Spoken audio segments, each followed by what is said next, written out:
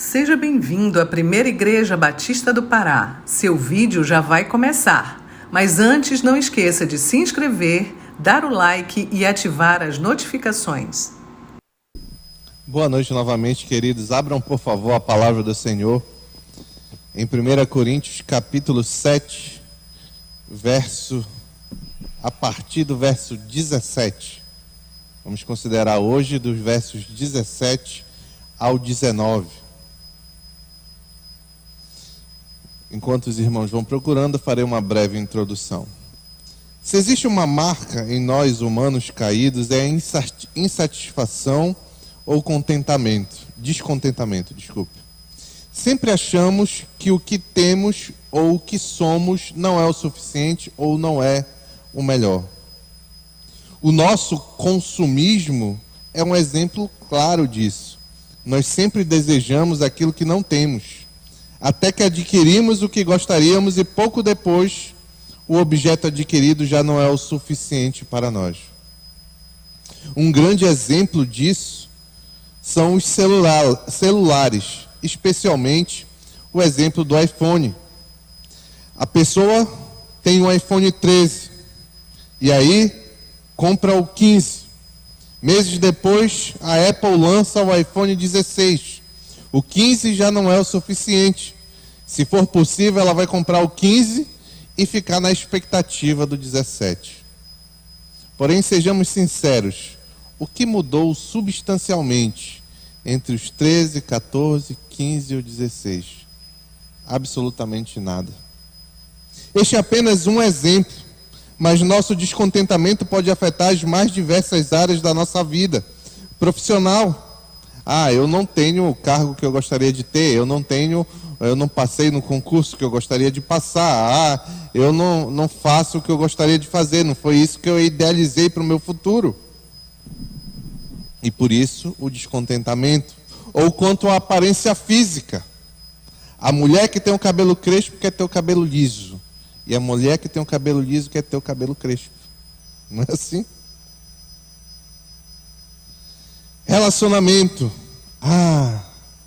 O meu marido não faz igual o Rodrigo Hilbert, né? O meu marido não sabe construir uma casa no quintal. Não tem nada a ver, nem tem Rodrigo Hilbert escrito aqui. O meu marido não é tão bom quanto o marido da vizinha. O meu carro não é tão bom quanto o carro do vizinho. A ideia é que o nosso descontentamento é sempre latente quando nós olhamos ao redor.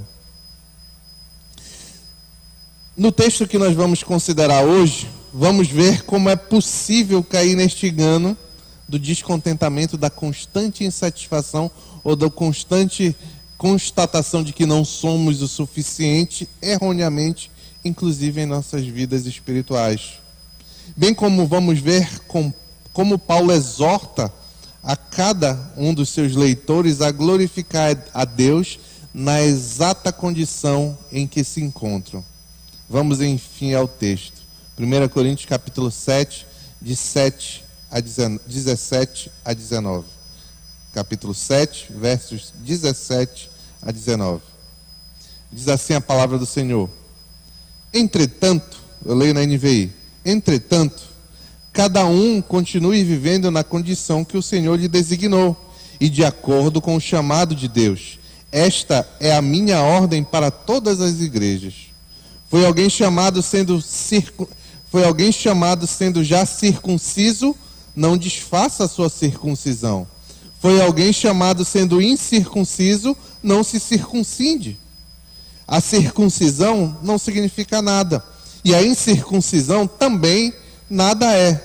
O que importa é obedecer aos mandamentos de Deus. Vamos ler, vamos orar. Pai, muito obrigado pela tua palavra. Nos ajuda, Senhor, nesta noite a compreender aquilo que tu queres de nós. Em nome de Jesus, amém. Nesta carta, primeira carta de Paulo aos Coríntios, que nós já estamos expondo há um bom tempo aqui, Paulo combate vários problemas no caráter moral e comportamento daquela igreja na cidade de Corinto.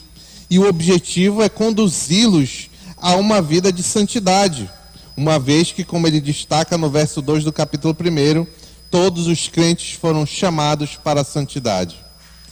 Com este intuito, vimos que nos capítulos 1 até do capítulo 1, verso 1, até o capítulo 6, verso 11, Paulo enfrenta comportamentos de divisão, grupinhos na igreja, um escandaloso caso de incesto, relações sexuais dentro da família e o problema de irmãos que estavam processando os outros diante das autoridades pagãs. Então, aproximando do contexto da nossa passagem, no verso 12 a 20 do capítulo 6, Paulo volta a sua atenção total contra a imoralidade sexual e aconselha os crentes a fugirem da imoralidade sexual por 3 razões. Primeiro, porque o corpo do crente é unido ao de Cristo, está no verso 15 do capítulo 6. Segundo, porque o corpo do crente é habitado pelo Espírito Santo, no verso 19 do capítulo 6. E terceiro, ainda no verso 19, porque o crente foi comprado por um alto preço, o preço do sacrifício de Cristo Jesus. Como consequência dessas 3 verdades, Paulo comanda no verso 20 que nós, cristãos, devemos glorificar a Deus em nosso próprio corpo, ou com o nosso próprio corpo. Nesse contexto de fuga de imoralidade e objetivo de glorificar a Deus, Paulo apresenta o casamento, então, como uma resposta adequada para os cristãos que não são celibatários viverem uma sexualidade que agrada a Deus. Existe uma forma de glorificar a Deus mesmo na sexualidade, e essa forma é dentro do casamento. Nas últimas mensagens, então, no capítulo 7, já dos versos 10 a 16, vemos Paulo se dirigindo aos casados crentes, aos crentes em casamento misto, aos solteiros antes, e em todos os casos ele aconselha a se manterem firmes em seu compromisso de casamento a despeito das dificuldades. Mesmo em caso de casamento misto, nós vimos no último sábado que o crente do casal ele deve permanecer firme a despeito das dificuldades que um casamento misto pode ensejar. Depois de tantas orientações a diversos grupos de pessoas, Paulo então agora, no texto que nós vamos começar a considerar hoje, faz uma digressão. Ele se afasta, digressão nada mais é do que isso, ele se afasta do assunto central que ele está tratando, do assunto específico que ele está tratando, para apresentar um princípio geral, que é aplicável a todo tipo de relação. É isso que nós vamos começar a considerar hoje e que Paulo faz a partir do verso 17. E para isso, ele recorre a este movimento no argumento para destacar um importante ensino geral, que destaca que somos chamados e podemos sempre glorificar a Deus na condição que nós estamos. O primeiro ponto que eu queria destacar nesta noite, eu chamei assim: glorifique como está. Glorifique como está. Está lá no verso 17, que eu vou ler novamente. Antes de ler aqui, eu vou pedir para o meu amigo Ítalo. Consegue um copo d'água para mim, por favor, Ítalo? 1 Coríntios capítulo 7, verso 17. Diz assim a palavra do Senhor: entretanto, cada um continue vivendo na condição que o Senhor lhe designou, e de acordo com o chamado de Deus. Esta é a minha ordem para todas as igrejas. Depois de orientar sobre a importância do casamento para os solteiros crentes, aos casados crentes e aos crentes casados com descrentes, uma dúvida pertinente poderia surgir na mente dos seus destinatários: em qual condição é melhor para eu glorificar a Deus, Paulo? Sabendo disso, Paulo alarga agora o horizonte do argumento para apresentar um princípio geral de contentamento para a vida espiritual do crente. Princípio esse que extrapola os limites das relações conjugais e atinge todas as áreas da vida. Por isso, Paulo diz: entretanto, cada um continue vivendo na condição que o Senhor lhe designou e de acordo com o chamado de Deus. Note que o verso 7, na NVI, eu acho que na ARA não, mas na NVI ele começa com a palavra entretanto, no início do verso 7. E isso porque tem o objetivo de relacionar, muito obrigado, Ito, Isso porque tem o objetivo de relacionar o assunto anterior com o que vem na sequência, mas de modo adversativo. Isto para mostrar que quando um cônjuge está divorciado, como nós vimos no último sábado, um cônjuge cristão está divorciado do seu cônjuge que era incrédulo e resolveu se separar, mesmo assim a vida continua e ele consegue glorificar a Deus mesmo nessa condição que não é o ideal, como nós vimos também no último sábado. Diante deste pensamento, Paulo faz então agora um afastamento para explicar, para destacar que a vida do crente continua nas mais variadas circunstâncias e situações com o objetivo de glorificar a Deus, e o crente pode fazer isso. E a razão pela qual ele pode fazer isso é porque o Senhor os designou para isso, como diz o texto. Cada um continue vivendo na condição que o Senhor lhe designou. Por que Paulo faz esse movimento?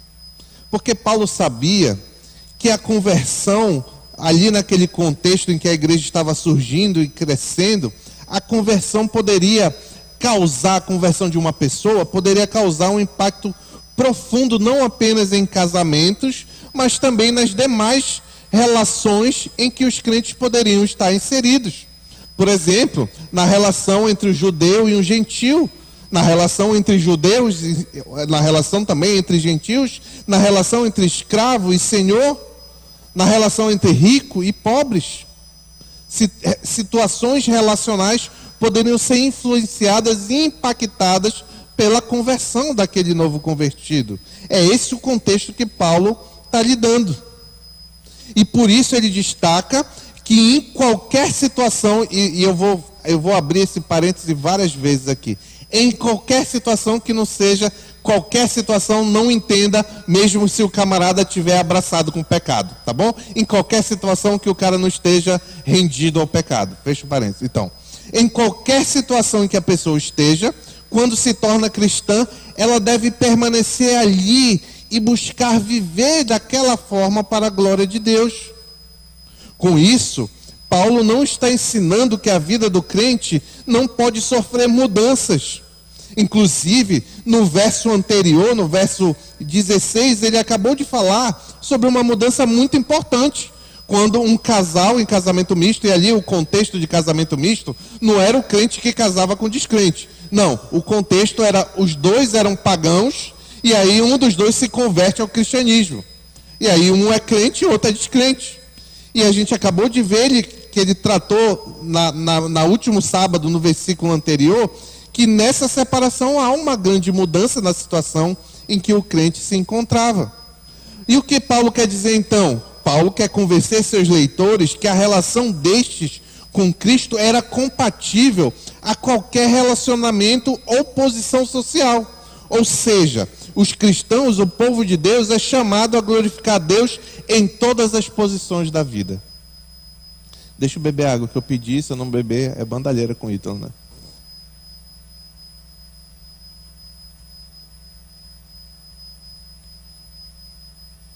Por isso, na sequência do verso, Paulo apresenta o principal fundamento de seu argumento. Pois cada crente deve seguir como está, porque foi chamado de acordo, está de acordo com o chamado de Deus. O chamado de Deus para os crentes pode ser compreendido em dois aspectos. O primeiro, no sentido mais comum, pelo qual Deus atrai naturalmente os seus eleitos em Cristo desde antes da fundação do mundo, Efésios 1:4, por meio da pregação do Evangelho, e eles são regenerados pelo Espírito Santo e passam a gozar de comunhão com Jesus. O nome disso é a conversão. Neste caso, acontece o chamado de Deus para os crentes, como Paulo destacou, exemplificando esse primeiro ponto em 1 Coríntios 1:9. Fiel é Deus, o qual os chamou, e é nesse sentido de chamado que eu estou dizendo, os chamou à comunhão com seu Filho Jesus, Cristo nosso Senhor. E existe um segundo aspecto que nós podemos considerar o chamado de Deus. Que Paulo, esse segundo aspecto é que Paulo tem em mente no texto que estamos considerando nesta noite. Ele é, claro, consequência do primeiro chamado, mas aponta para o contexto no qual o Senhor coloca o seu servo, aquele que foi chamado, para se relacionar com ele, servir e o glorificar. Repito, esse chamado no qual Deus nos coloca para o glorificar, não é de maneira alguma uma sentença definitiva em que não pode haver mudança de posição, emprego, residência, etc. Mas nós sabemos que o Senhor pelo contrário, nós sabemos que o Senhor muitas vezes conduz os seus, aqueles crentes que foram chamados por Ele a outras áreas da vida e lhe dá diferentes funções a desempenhar. Eu, durante muito tempo, já crente, fui advogado e agora eu sou pastor. Em algum momento o Senhor me chamou para ser advogado e eu deveria glorificar Deus naquela situação, e agora eu sou pastor e o Senhor me chamou para isso e eu devo glorificar Deus nessa situação. Esse exemplo é o que Paulo está tentando ensinar, essa ideia de forma geral. Seja qual for, então, a vocação em que Deus coloca os crentes, estes precisam refletir a glória de Deus vivendo onde estão, acima de tudo, por modo digno do Evangelho de Cristo. Filipenses 1:27. É o que aconteceu com Paulo. Paulo foi chamado ele era um judeu, um perseguidor da igreja, e quando ele foi chamado pelo Senhor, ele foi chamado, resgatado, foi convertido ao Senhor, como no primeiro aspecto, mas também ele foi colocado para servir e glorificar o Senhor na situação que ele estava, com o conhecimento que ele tinha, com os dons que ele tinha, com toda a forma que ele vivia e etc. É importante destacar que este ensino não se restringe apenas ao contexto de Corinto, mas abraça a realidade de todos os crentes, como Paulo faz questão de destacar no final do verso. Esta é a minha ordem para todas as igrejas. Inclusive, meu querido e minha querida, no corpo de Cristo nós também devemos glorificar a Deus na condição que nós fomos chamados. Esse princípio geral que Paulo está ensinando se aplica ao nosso relacionamento e ao nosso serviço no corpo de Cristo. Como nós podemos ler, abra a palavra do Senhor, por favor, em Romanos capítulo 12, a partir do verso 3. Romanos capítulo 12, a partir do verso 3. Olha como Paulo, é o mesmo princípio, ele vai aplicar aqui, claro, nós sabemos que o capítulo 12 de Romanos trata da questão dentro da igreja, de dons e tudo mais, mas ele aplica o mesmo princípio. Na condição que você foi chamado, você deve servir o Senhor ali. Começa a partir do verso 3 do capítulo 12 de Romanos. Diz assim a palavra do Senhor: por isso, pela graça que me foi dada, digo a todos vocês, ninguém tenha de si mesmo um conceito mais elevado do que deve ter. Mas ao contrário, tenha um conceito equilibrado, de acordo com a medida da fé que Deus lhe concedeu. Essa expressão, seja equilibrado de acordo com a medida da fé que Deus lhe concedeu, essas duas palavras, medida da fé, ela é no sentido de dom. Seja equilibrado conforme o dom que você recebeu. Conforme o dom que você recebeu para servir na casa do Senhor. Não pense que você é muito, nem pense que você é pouco. Seja na exata medida pela qual você foi chamado. É isso que ele está falando aí, que é o mesmo princípio do nosso texto no verso 3. Aí continua explicando isso no verso 4. Assim, como cada um de nós tem um corpo com muitos membros, e esses membros não exercem todos a mesma função, assim também em Cristo nós, que somos muitos, formamos um corpo, e cada membro está ligado a todos os outros. Temos diferentes dons, olha aí do que ele está falando. Temos diferentes dons com a graça que nos foi dada. Se alguém tem um dom de profetizar, use-o na proporção da sua fé, ou conforme o dom que recebeu, em outras palavras. Se o seu dom é servir, sirva. Se é ensinar, ensine.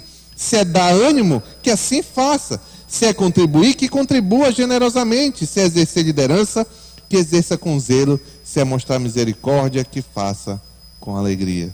Na medida que eles foram chamados, na condição que eles foram chamados, com o dom que receberam para servir ao Senhor, eles deveriam fazer adequadamente. O princípio é o mesmo, só que lá em Corinto, no nosso texto, ele está dando um princípio geral. E aqui em Romanos 12 ele está aplicando na realidade da igreja. Então, falando em aplicação, algumas aplicações para mim e para você. A primeira, que é muito direta e clara, é que eu e você podemos glorificar a Deus onde estamos. Abre parênteses. E não é afundado numa vida de pecado, repito novamente, fecha parênteses. Mas na condição na qual Deus nos chamou, que é a condição que nós estamos agora, podemos glorificar a Deus e somos chamados para a santidade que glorifica a Deus. Então, eu e você não temos desculpa. Não. Quando eu atingir essa condição financeira, então eu vou glorificar a Deus. Quando eu tiver esse emprego, eu vou poder me dedicar para glorificar a Deus. Quando eu me casar, então eu vou poder me dedicar para glorificar a Deus. Quando eu tiver filho que eu desejo tanto, é que então eu vou glorificar a Deus. E aí é que, quando eu for pastor, é que eu vou glorificar a Deus. Quando eu servir na estação criança, é que eu vou então, enfim, conseguir glorificar a Deus. Quando eu for professor de BD, isso é tolice. Isso é tolice. Você deve glorificar a Deus onde você está agora, e para onde o Senhor mandar, você deve glorificar a Deus ali também. Essa é a ideia do texto. Ficou solteiro? Foi chamado para isso. Glorifique a Deus na solteirice. Casou-se? Foi chamado para isso. Glorifique a Deus casado. Você é dona de casa? Foi chamada por Deus para glorificar a Deus nessa condição. É empresário também. Tem saúde? Glorifica a Deus. Não tem saúde? Glorifica a Deus doente. Infelizmente, pessoas imaturas na fé podem pensar que o único meio de mostrar gratidão a Deus pela dádiva da salvação é tornando-se pastor, missionário, etc. Isto não é necessário. Isto não é necessário. Você tem a mesma condição de glorificar a Deus que eu tenho se você está em Cristo. Deus está preocupado com um coração que ama Ele, que leva uma vida santa. Se eu tropeço e você não tropeça, você está glorificando a Deus mais do que eu, independente se eu sou pastor ou se eu sou qualquer outra coisa. É simples assim. Eu e você devemos viver e glorificar a Deus segundo o dom e condição que Deus nos chamou, mesmo nas dificuldades, mesmo como as coisas não estão como eu gostaria. Quando eu atingir a situação ideal agora, eu vou me dedicar no serviço da igreja. Meu irmão, Deus não quer assim. Deus quer que você venha mesmo na situação no ideal e você vem e serve a Ele. Porque foi na situação que você está que Deus lhe chamou para estar agora. Deus é soberano sobre todas as coisas. Assim, quer sejamos pais, mães, filhos, maridos, esposas, cristãos, empregadores, empregados, professores, alunos, pastores, músicos, sirvamos na integração, na oração, EBD, estação criança, evangelismo e missões, cada um deve desempenhar o papel ao qual Deus lhe chamou e viver para a glória de Deus. Se o objetivo do crente é glorificar a Deus, e ele pode fazer isso em qualquer condição, parênteses, não abraçado com pecado, fecha parênteses, o crente não pode ser marcado pelo descontentamento, mas sim pela gratidão. Por que o crente serve? Eu acho que eu já estou até adiantando uma coisa lá para frente, mas eu adianto, depois eu repito. Por que o crente serve ao Senhor? O crente, você, não deve servir ao Senhor como obrigação. Não é uma obrigação. Não é. É um dever. Calma, que é o sinônimo, né? Mas é um dever que flui naturalmente de um coração grato que ama a Deus, que sabe o que Deus fez por você, por mim, e por isso deseja entregar a sua vida para Ele. Ele entregou a vida por você na cruz, e agora, como gratidão, o mínimo que você pode fazer é entregar seu corpo como sacrifício vivo, santo e agradável a Deus. É por isso que o crente é chamado a servir. Então, se você é crente, se eu sou crente, em qualquer situação que nós vivamos, essa realidade não muda. Você pode estar apertado de dinheiro se você é crente, Deus ainda morreu para te salvar. Você pode estar milionário se você é crente, Deus morreu para te salvar e você deve glorificá-lo. Você pode estar solteiro, Deus morreu para te salvar, para glorificar, e você deve glorificá-lo. Você está casado? Mesma coisa. Em qualquer, está empregado, está desempregado, está com saúde, está doente, não importa.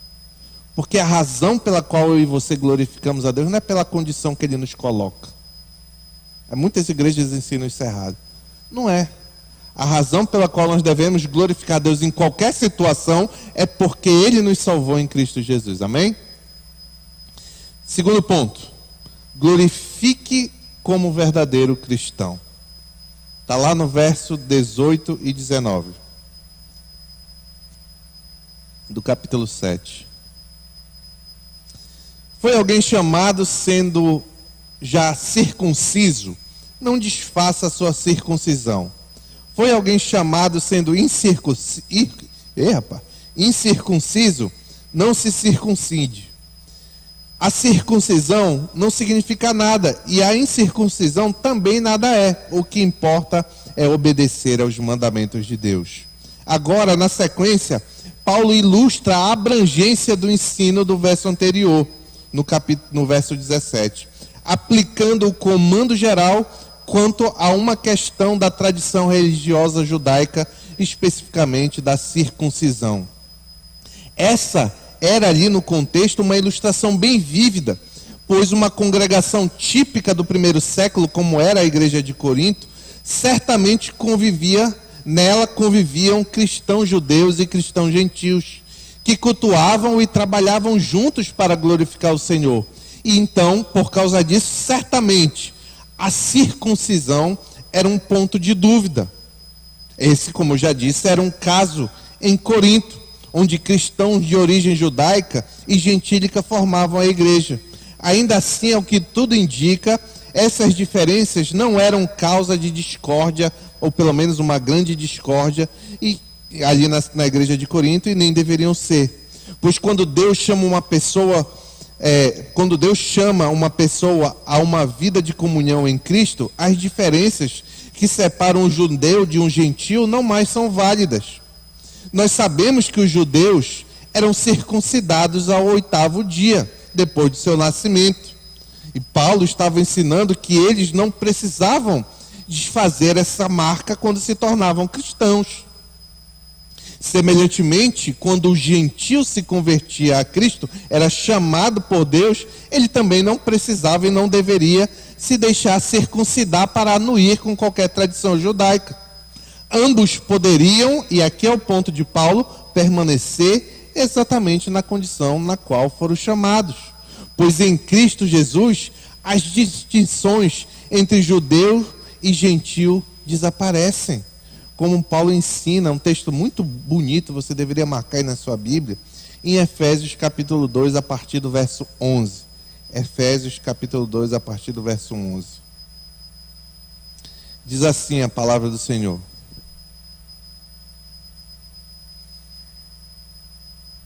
Portanto, lembrem-se de que anteriormente vocês eram gentios por nascimento e chamados incircuncisão, pelos que se chamam circuncisão, feito no corpo por mãos humanas. E que naquela época vocês estavam sem Cristo. Ele está falando dos gentios aqui. E naquela época vocês estavam sem Cristo, separados da comunidade de Israel, sendo estrangeiros quanto às alianças da promessa, sem esperança e sem Deus no mundo.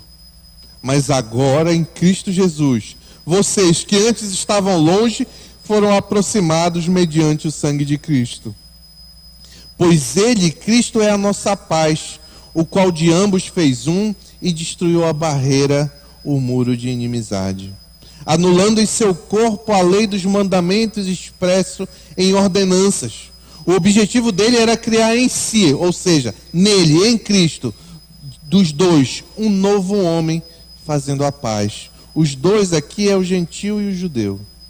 E reconciliar com Deus os dois em um corpo, a igreja, por meio da cruz pela qual ele destruiu a inimizade. Vale destacar que no contexto do primeiro século, não havia nenhum tipo de pressão por parte de cristãos gentílicos para que os judeus desfizessem as suas circuncisões. Inclusive, eu nem sei se isso era possível. Se Paulo está falando aqui, é possível que seja, mas até então nunca tinha refletido sobre isso. Porém, o contrário era muito comum. Muitos judeus exerciam pressão indevida para que os cristãos gentios se circuncidassem. Como Lucas registra no livro de Atos, para quem não sabe, Lucas que escreveu o livro de Atos. Em Atos dos Apóstolos, capítulo 15, verso 1. Diz lá, Atos dos Apóstolos, capítulo 15, verso 1. É um exemplo dessa pressão que os judeus faziam sobre os gentios para que eles fossem circuncidados. Diz lá o texto. Alguns homens desceram da Judéia para Antioquia e passaram a ensinar aos irmãos: se vocês não forem circuncidados, conforme o costume ensinado por Moisés, não poderão ser salvos.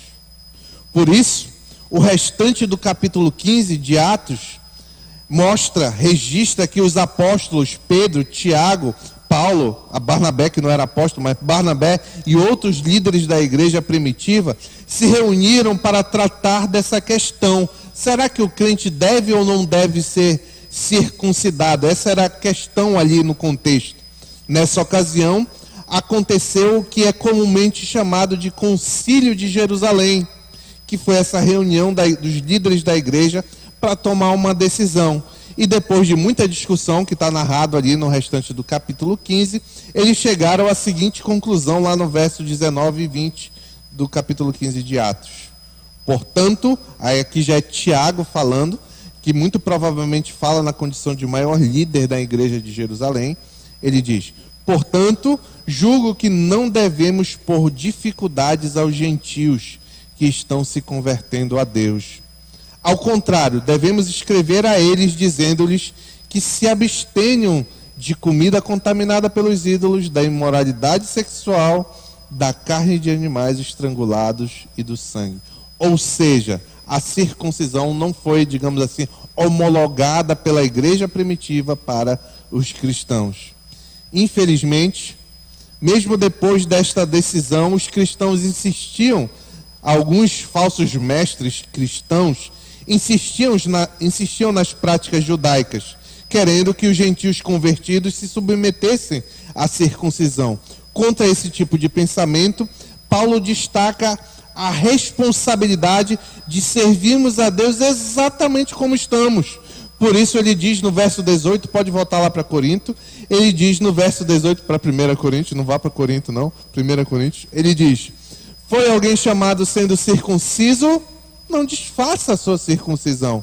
Foi alguém chamado sendo incircunciso? Não se circuncide.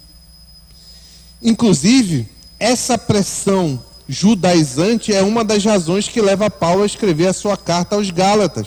Pois naquela região, na Galácia do Sul, para onde Paulo escreveu esta carta, mesmo após o concílio de Jerusalém, falsos mestres judaizantes estavam pervertendo o evangelho de Cristo. Eles diziam assim: não, Cristo é o nosso Salvador, Cristo veio para nos salvar, Cristo é o Messias. No entanto, só Cristo não é o suficiente. Só depositar fé e confiança em Cristo não é o suficiente. Você precisa depositar fé e confiança em Cristo Jesus, mas também precisa seguir, não todas, mas algumas tradições judaicas, especialmente o que eles chamavam de obras da lei, que eram rituais alimentares, circuncisão e guarda de datas, especialmente o sábado. Então, naquela ocasião, lá em Gálatas, Paulo combate essa prática ensinando o puro evangelho de Cristo. Tudo que você acrescenta ao evangelho de Cristo, que não vem da doutrina dos apóstolos do Novo Testamento, é perversão. Então Paulo escreve a carta aos Gálatas para que o evangelho que estava sendo pervertido permanecesse puro, para lutar pela manutenção da sã doutrina do evangelho ensinado pelos apóstolos. Então, todos aqueles acréscimos sujavam o evangelho, e Paulo ensinou a pureza do evangelho, como nós lemos em Gálatas capítulo 2, verso 16. Gálatas capítulo 2, verso 16. Olha aí o puro evangelho do Senhor Jesus Cristo. Sabemos que ninguém é justificado pela prática da lei, mas como? Mediante a fé em Jesus Cristo. Assim, nós também cremos em Cristo Jesus para sermos justificados pela fé em Cristo, e não pela prática da lei, porque pela prática da lei ninguém será justificado. Essa verdade de Gálatas 2,16 ratifica o que Paulo conclui em nosso texto em 1 Coríntios 7,19. Pois a circuncisão nada significa, e a incircuncisão também nada é. O que importa é obedecer os mandamentos de Deus. Como ele ensina também, não precisa voltar que vai ser uma ida e vinda, em Gálatas 5,6. Porque em Cristo Jesus, nem circuncisão nem incircuncisão tem efeito algum, mas sim a fé que atua pelo amor. Assim, a circuncisão ou a incircuncisão nada tem que ver com a fé cristã, diz Paulo. O judeu e o gentil são igualmente aos olhos de Deus chamados para lhe glorificar, porque em Cristo Jesus adota tanto um quanto o outro. Não há sinal físico externo que caracterize os verdadeiros cristãos, mas nesses dois versos, nesses dois textos que lemos, tanto do de Gálatas como 1 Coríntios capítulo 7, 19, nesses dois textos, aparecem as duas principais marcas que um crente deve carregar para glorificar a Deus. Ele diz, circuncisão e circuncisão não é nada. O que importa é obedecer os mandamentos de Deus. E lá no texto de Gálatas ele diz, circuncisão e circuncisão não é nada. O que importa é a fé que atua pelo amor. Com isso nós temos claramente algumas aplicações para mim e para você. A observância de rituais exteriores, como por exemplo, vir a um culto, não possui valor intrínseco, não possui valor nenhum em si, senão acompanhada por um espírito interior e um comportamento que revela obediência à vontade de Deus e amor para com Deus e para com o próximo. Vir para a igreja todo sábado porque é um dever apenas legal é um desserviço, é melhor não vir. Agora, vir para a igreja porque você entende que é o dever, mas é um dever de glorificar a Deus, o seu Salvador, é um dever de amar o próximo na comunhão dos santos e etc. Então aí sim, é disso que Paulo está falando, é isso que glorifica a Deus e nós estamos na igreja para isso. Na condição que você se encontra, você é chamado então para obedecer os mandamentos do Senhor e amar a Deus e ao próximo. Quer saber como glorificar a Deus? Obedece os mandamentos do Senhor e ama a Deus e ao próximo. Abandonar pecados, assumir responsabilidades com a igreja, orar pelo seu irmão, chorar com os que choram, se alegrar com os que se alegram, ajudar suprindo nas necessidades, apoiar. É assim. É para isso que você foi chamado. É nessa condição que você deve glorificar a Deus. É claro, e agora voltando especialmente para o comando lá de 1 Coríntios capítulo 7, 19, que a circuncisão e a circuncisão não tem valor, mas obedecer aos mandamentos tem. É claro que Paulo tem em mente aí os 10 mandamentos. Quando Paulo cita os mandamentos, ele tem em mente, ele está pensando especialmente nos 10 mandamentos, onde a lei moral do Senhor é revelada, a lei moral que eu e você somos chamados por gratidão e por dever de santidade a obedecer. E quais são esses mandamentos, pastor, que eu sou obrigado? Nós conhecemos, é possível que você conheça até de cabeça. Não terás outro Deus diante de ti, ou seja, tu vai adorar apenas a Deus. Quer glorificar a Deus? Adore na condição que você está ao único Deus, que é o Senhor, o Pai do nosso Senhor Jesus Cristo, do Deus Trino, Pai, Filho e Espírito Santo. Não faça para ti imagem de escultura, não tenha ídolos, é isso que ele está dizendo em outras palavras. Não uses o nome do Senhor em vão. Não fale meu Deus como se fosse uma vírgula, ou pelo amor de Deus como se fosse uma interjeição. Não fale, não use dessa forma. Sempre que você usar o nome do Senhor, use com reverência e respeito nas condições adequadas. Guarde o dia do descanso, que no contexto da igreja é o domingo. Separe o dia de domingo para a adoração do Senhor. Honre seus pais. O 5º mandamento: honre os pais, honre seu pai, a sua mãe. Não mate ninguém, por favor. Não adulteres. Você que é casado, você que tem um matrimônio, não traia seu marido. Não fique olhando para as mulheres. Peça ao Senhor que te dê força. Lembre o que o Senhor Jesus diz: não é apenas quando você dorme, mas quando você deseja, quando você olha com lascívia, que o Senhor nos ajude. E aqui está incluso pornografia, está incluso tudo. Que o Senhor nos ajude a não fazer essas coisas. Não furte. E não furtar não é só você sair por aí puxando o celular dos outros. É você entrar no cinema com meia carteira falsa. Isso é furtar. É passar por debaixo de catraca. Não sei se hoje em dia alguém ainda faz isso. Na minha época fazia ou por baixo ou por cima. Não faça isso, isso é furtar. É ter sinal, é gato net em casa. Olha, meus irmãos. Rapaz, às vezes eu entendo que é por pura ignorância. E o Senhor conhece a nossa ignorância, conhece o nosso coração e tudo mais. Mas quando eu vou na casa de um irmão, que ele liga a televisão assim, e tá o gato net, eu digo: puxa vida. Se eu tenho intimidade, eu digo: olha, isso é pecado. Agora, se não, às vezes, se eu vejo que é ignorância e tal.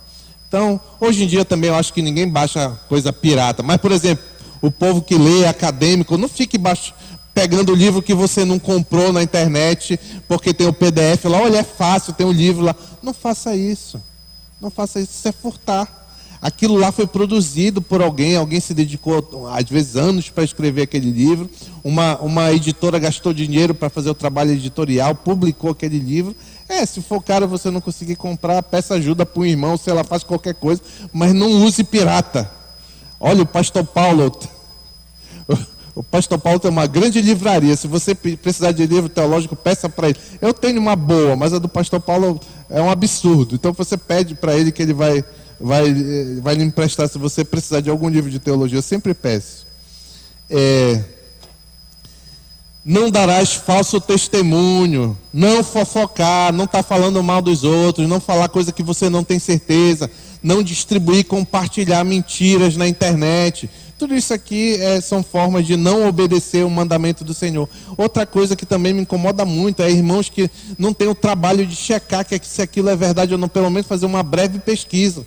Porque às vezes é uma mentira tão... Veja, eu já sei que é mentira, mas aí eu boto lá no Google, será que isso é verdade? Aí vê lá, é mentira. Aí quando você distribui, você está mentindo também. É possível o crente glorificar Deus mentindo? Não, é aquilo que eu falei, nessa condição não é possível. Está abraçado com o pecado, não faça isso. Não cobiçarás a mulher, aí está aqui especialmente no ponto que a gente falou do descontentamento. É o 10º mandamento. Não cobiçarás a mulher e os bens do próximo. Não deseja o que não é seu. Não deseja o que não é seu. Glória a Deus porque seu vizinho tem isso, tem aquilo outro. Você tem o que o Senhor lhe deu. Quem é que provê? Eu falei não sei para quem, para um casal que eu atendi recentemente lá no gabinete, que é questão sobre a discussão lá, a conversa, foi sobre assim, eu tenho dificuldade em confiar no Senhor. Eu disse assim: olha, deixa eu te dar um exemplo, para saber uma boa observação que eu e você podemos fazer para sempre trazer à memória como nós dependemos do Senhor e podemos confiar nele. Imagine que você trabalha um mês inteiro. Aí você passa o mês inteiro trabalhando lá e tal. E aí no final do mês, no início do mês, você recebe o seu salário. Aí você pega o seu salário, você mora só e você vai no supermercado. Aí você compra ali o que você precisa para sua casa e tal, compra aquela comida. Aí você chega em casa. Depois do supermercado, saiu do trabalho, foi para o supermercado, comprou as coisas, chegou em casa, está com fome. Aí você vai, para a cozinha, guarda tudo, prepara aquele alimento, fica lá 40 minutos cozinhando ali o que você precisa jantar. Aí você coloca o jantar em cima da mesa. Você colocou lá o jantar. O que o crente deve fazer? Pelo menos eu deveria fazer. Aí você fecha o olho e agradece. Muito obrigado, Senhor, por esse alimento. Mas peraí, por que estou agradecendo para Deus? Eu trabalhei, eu peguei meu dinheiro, eu fui no supermercado, eu comprei, eu cozinhei e eu estou agradecendo para Deus? Claro, porque nós temos consciência que é Deus que é o nosso, que provê todas as nossas necessidades. É Deus que nos dá o alimento de cada dia. É Deus que nos dá o trabalho. É Deus que acrescenta essas coisas na vida do crente. Na vida de todas as pessoas, mas o crente tem consciência disso. Então, por isso que trazer isso à memória pode nos fazer ficar alegre na condição que nós estamos, confiar na soberania do Senhor, no cuidado, porque se eu estou agradecendo é porque o Senhor está me dando diariamente. A gratidão é uma excelente ferramenta para que nós passemos a confiar mais e mais no Senhor. Eu acho que eu dei um desvio longuíssimo. Mas voltando. Porém, a obediência a que Paulo se refere, que ele tem em mente os 10 mandamentos que eu citei rapidamente aqui, deve ser fruto de um coração alegre e agradecido pela dádiva graciosa da salvação. Por isso que o Senhor Jesus sintetiza ainda mais os 10 mandamentos, mas usando uma perspectiva amorosa. Lá em Mateus capítulo 22, versos 37 a 40, respondeu Jesus. Questionado de qual seria o maior mandamento, respondeu Jesus: ame o Senhor teu Deus de todo o seu coração, de toda a sua alma e de todo o seu entendimento. Este é o primeiro e maior mandamento. Se você notar, neste primeiro e maior mandamento estão o mandamento 1, 2, 3 e 4 dos 10 mandamentos, todos relativos ao Senhor. E aí o segundo é semelhante a ele: ame o seu próximo como a si mesmo. Destes 2 mandamentos dependem toda a lei e o profeta. E esse amar o próximo como a si mesmo é honrar os pais, não matar, não adulterar, não furtar, não dar falso testemunho e não cobiçar a mulher ou os bens do próximo. Note que o Senhor relaciona, o Senhor Jesus, na progressão da revelação no tempo da igreja, ele relaciona os 10 mandamentos que eu e você temos que cumprir ao amor. Por quê? Qual é a raiz que me leva a cumprir os primeiros 4 mandamentos? É porque eu amo a Deus.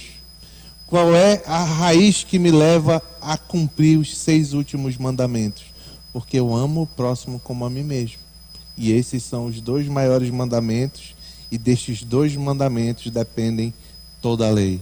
Então, eu e você, onde quer que estejamos, na condição que fomos chamados a estar agora, e em qualquer tempo, somos chamados a amar a Deus e amar ao próximo como a nós mesmos. Deus pensou, concluindo, Deus pensou e chamou cada um de nós individualmente.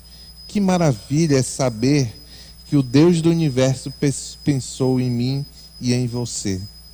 Não apenas pensou, mas pensou amorosamente, a ponto de entregar seu Filho para nos salvar da condenação, escravidão e, no futuro, da presença do pecado. Se compreendermos essas verdades espirituais, então uma vida de amor e gratidão para com Deus deve brotar naturalmente. E por causa disso, eu e você, na condição que estamos, somos chamados a glorificar a Deus. Em nome de Jesus, amém.